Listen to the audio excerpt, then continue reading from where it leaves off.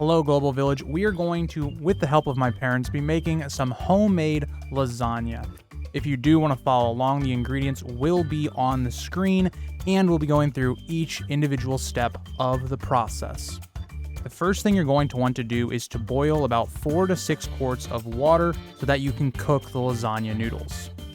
While your water is boiling, you can also do this, cooking your meat, and make sure that you're separating the meat, not just leaving it as big one chunk. It's going to take forever to cook if you do it that way. Make sure to spread it out. And by the end, it should look more like a brown, actually cooked color, and that's when you'll start to know that your meat is done. Step 3 is going to be mixing together the entire ricotta cheese container, the entire bag of shredded mozzarella, and also the 2 eggs. You're going to want to mix this together until it finally starts to kind of form together to be one kind of solid layer itself.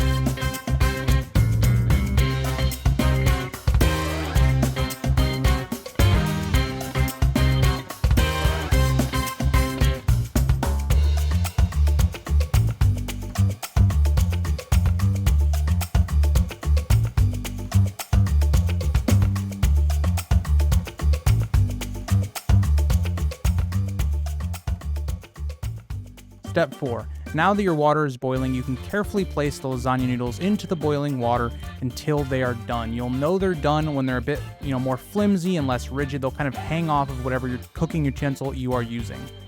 Step 5, we're going to go check back up on the meat, and we're going to drain all of the fat from the meat, as well as we're going to add our pasta sauces to the meat itself. You're going to want to mix this together until it is well mixed in itself. It shouldn't just be one layer of sauce or one layer of meat. It should be well blended.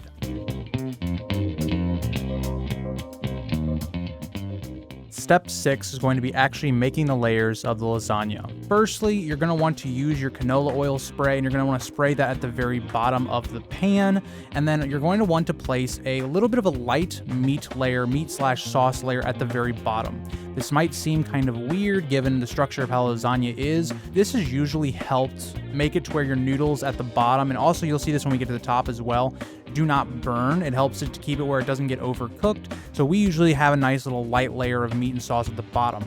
Moving on then from there, you're going to place noodles across the top of that, just right on top of your layer that you just made.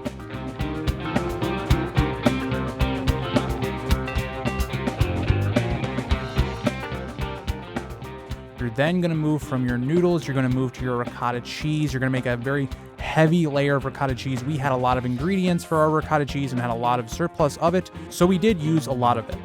And you're just going to repeat this process until you're out of ingredients. You're just going to keep stacking layer after layer, each layer placing a noodle in between for the structure of your lasagna so it just doesn't fall apart and become soup.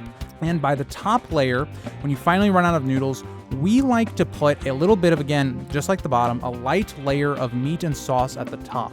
This is going to help your top noodles not get overcooked to where they're not that edible. Step 7, the final step, is going to be placing your lasagna into the oven on 400 degrees at a 40-minute timer.